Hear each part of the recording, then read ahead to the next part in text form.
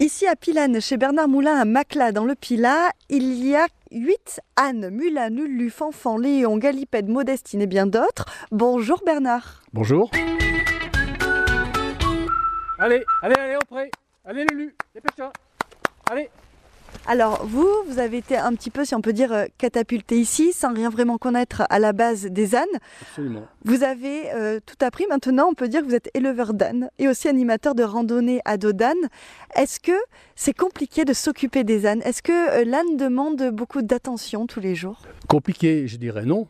Mais effectivement, il leur faut de l'attention. Il faut au quotidien vérifier qu'il n'y a pas de boiterie. De boiterie, c'est qu'ils ne boitent pas. Voilà, tout à fait, parce que ça leur arrive. Et donc, et là, ça peut être tout simplement un caillou qui s'est coincé au milieu des sabots. Donc là, il faut intervenir immédiatement. Il peut y avoir aussi un problème plus grave.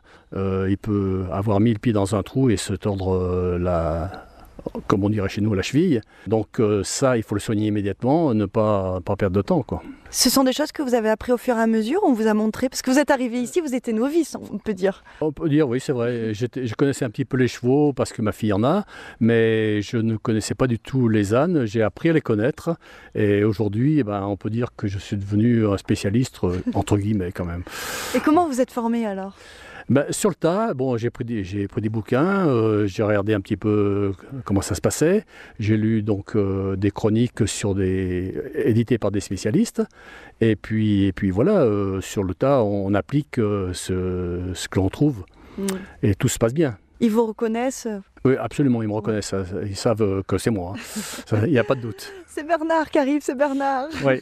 Ils entendent ma voiture à 500 mètres, Ouais. Même s'ils ne la voient pas. Et ils sont là. Ça a l'ouïe fine, l'âne?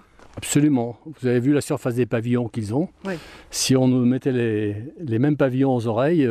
on pourra entendre les Américains parler? Oui, c'est pour ça que dans les consignes que l'on donne, surtout quand il y a des enfants, c'est de ne pas crier. Parce que si on se met à crier, là n'aime pas.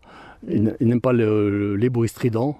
Alors, il y a quelque chose qui est magnifique chez les ânes, en tout cas moi je trouve magnifique, ce sont leurs yeux. Ils ont des cils très longs, je trouve même qu'ils ont des yeux de biche. J'allais le dire, effectivement. Ils ont des yeux et ils disent beaucoup de choses avec leur regard. C'est extraordinaire. Moi j'adore, j'ai appris à les connaître et aujourd'hui j'adore les ânes. C'est l'homme qui murmurait aux oreilles d'un âne? Presque. Si vous souhaitez faire des balades en famille sur un ou plusieurs jours dans le Pilat avec les ânes de Bernard, rendez-vous sur son site pour avoir toutes les informations pratiques, www.pilane.fr.